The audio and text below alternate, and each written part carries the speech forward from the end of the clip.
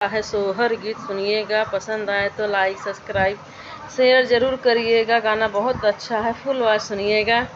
ससुर का ऊँची महलिया बयारी नाही लागई, बयारी नाही लागई हो पिया एक बेरी बेनिया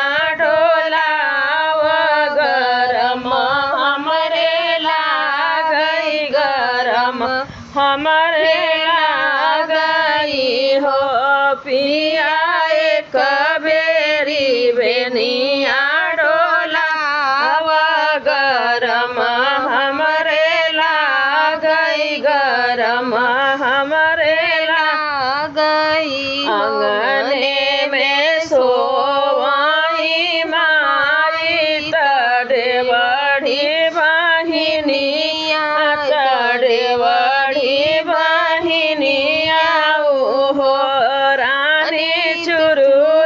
चुरुर बेनिया बोलाई शरम हमारे लागई, शरम हमारे लागई हो रानी। चुरुर चुरुर बेनिया डोलाई शरम हमारे लागई, शरम हमारे लागई हो। जाऊ माई हो राजा माया बेटी अपने हाँ पापा बेटी अपने हाँ पापा बेटी हो। राजा दुई चार होरीला हो वही छुआई नाही दे, बई छुआई नाही दे, खेलावई नाही दे, बई खेलावई नाही दे बई हो।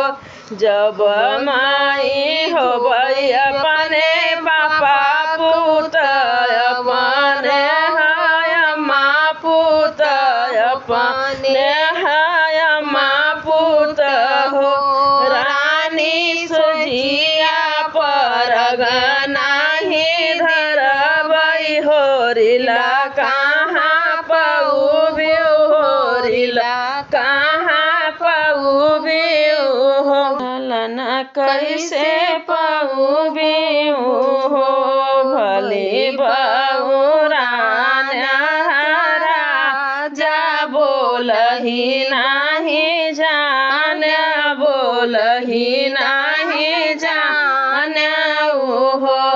राजा कइले बैसोर हौ सिंगरवाया पुनई चलाया पुनई चलाया।